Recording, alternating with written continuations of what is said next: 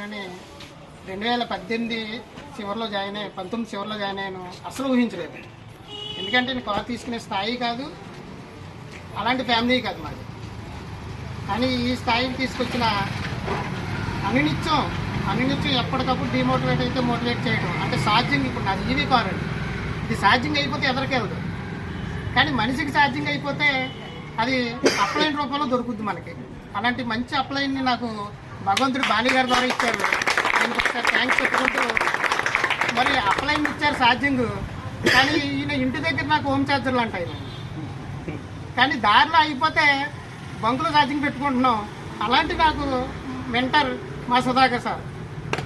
ఏ టైంలో ఏ క్షణంలో ఎక్కడైనా నేను ఉన్నానని ఆయన భరోసా ఇస్తున్నారు.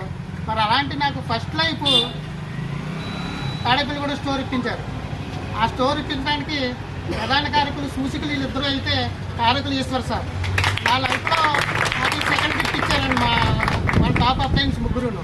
ఇలాంటి జీవితాన్ని మీ అందరికీ సీతారామ స్వామి గారి సన్నిధిలో చెప్తున్న మీ అందరికీ ఆ భగవంతుడు ఇవ్వాలని ఆశిస్తూ నా లైఫ్ లైన్లో ఖచ్చితంగా డిసెంబర్ నాటికి 2 కొత్త కార్లు లాంచ్ చేసే ప్రయత్నంలో మేము ఉన్నాము.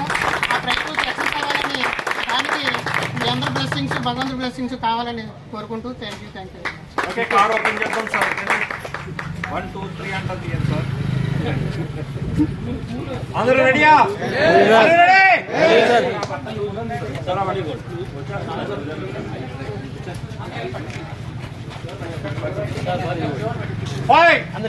గట్టిగా కొడాలని చెప్పండి. తప్పలు కొడాలి అందరికి. కెమెరాలే